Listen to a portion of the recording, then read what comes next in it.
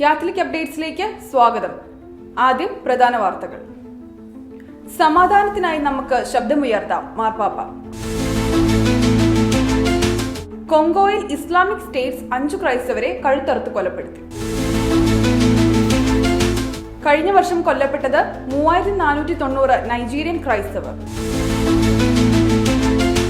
Mar Dominic കോക്കാട്ടിന് വിശ്വാസി സമൂഹം വിട നൽകി. ഫിൻക്യാപ്പിന് പുതിയ സ്പിരിച്വൽ ഡയറക്ടറായി മലയാളി വൈദികൻ നിയമിതനായി. വാർത്തകൾ വിശദമായി. സമാധാനത്തിനായി നമുക്ക് ശബ്ദമുയർത്താം, മാർപ്പാപ്പ.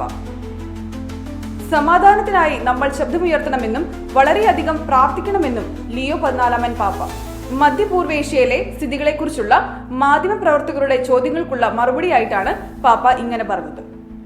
ചെറിയ രാഷ്ട്രങ്ങൾക്ക് വേണ്ടി ശബ്ദമുയർത്തണം. പ്രശ്നങ്ങൾ പരിഹരിക്കുന്നതിന് അക്രമമല്ല, മറിച്ച് സംഭാഷണം തേടണം, പാപ്പ ഓർമ്മിപ്പിച്ചു. ഹോളോകോസ്റ്റ് അനുസ്മരണ ദിനത്തിലാണ് പാപ്പ ഇപ്രകാരം പറഞ്ഞത്.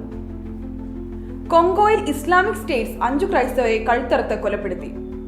കൊങ്കോയിലെ നോർത്ത് കിവുവിൽ ഇസ്ലാമിക് സ്റ്റേറ്റ്സ് 5 ക്രൈസ്തവരെ കഴുത്തറുത്ത് കൊലപ്പെടുത്തി.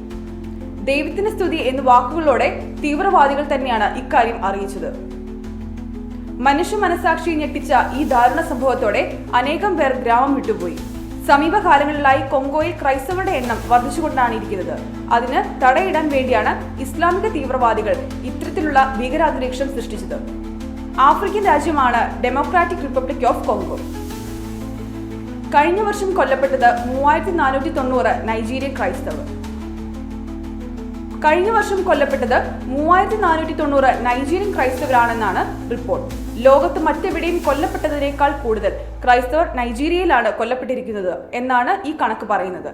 ലോകമെമ്പാടും കഴിഞ്ഞ വർഷം വിശ്വാസത്തിന്റെ പേരിൽ കൊല്ലപ്പെട്ടത് 4849 ക്രൈസ്തവരായിരുന്നു. അതിൽ 3490 പേരും നൈജീരിയയിൽ നിന്നുള്ളവരാണ് എന്നത് ഞെട്ടിക്കുന്നതാണെന്ന് ക്രൈസ്തവ വിരുദ്ധ പീഡനങ്ങൾ നിരീക്ഷിക്കുന്ന open doors 2026 world watch list പറയുന്നു. മാർ ഡൊമിനിക് കോക്കാട്ടിന് വിശ്വാസ സമൂഹം വിട നൽകി.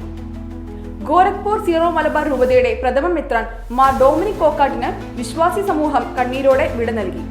രൂപതയുടെ സെന്റ് ജോസഫ് കത്തീഡ്രലിൽ നടന്ന സംസ്കാര ശുശ്രൂഷകൾക്ക് സീറോ മലബാർ സഭ major archbishop Mar Raphael Thattil മുഖ്യ കാർമ്മികത്വം വഹിച്ചു. Agra archbishop doctor Raphy Manjaly വചന സന്ദേശം നൽകി. വിവിധ രൂപതകളിൽ നിന്നുള്ള വൈദികരും സന്യാസിനികളും വിശ്വാസികളും ചടങ്ങുകളിൽ പങ്കെടുത്തു. ഫിൻക്യാപ്പിന് പുതിയ സ്പിരിച്വൽ ഡയറക്ടറായി മലയാളി വൈദികൻ നിയമിതനായി. ലോകമെമ്പാടുമുള്ള യുവജന സംഘടനകളുടെ കൂട്ടായ്മയായ ഫിൻക്യാപ്പ് എന്ന സംഘടനയുടെ ഏഷ്യ ഘടകത്തിന്റെ ആത്മീയ ഡയറക്ടറായി മലയാളിയായ ഫാദർ ജേക്കബ് ചക്കാത്ര തിരഞ്ഞെടുക്കപ്പെട്ടു. ചങ്ങനാശ്ശേരി അതിരൂപതാംഗമാണ്. 10 വർഷം യൂത്ത് മിനിസ്ട്രിയിൽ സജീവമായി ശുശ്രൂഷ ചെയ്തു വരികയായിരുന്നു. കാത്തലിക് അപ്ഡേറ്റ്സ് ഇവിടെ പൂർണ്ണമാകുന്നു. പുതിയ വാർത്തകളുമായി ഇനി അടുത്ത ചൊവ്വാഴ്ച കണ്ടുമുട്ടാം. നന്ദി.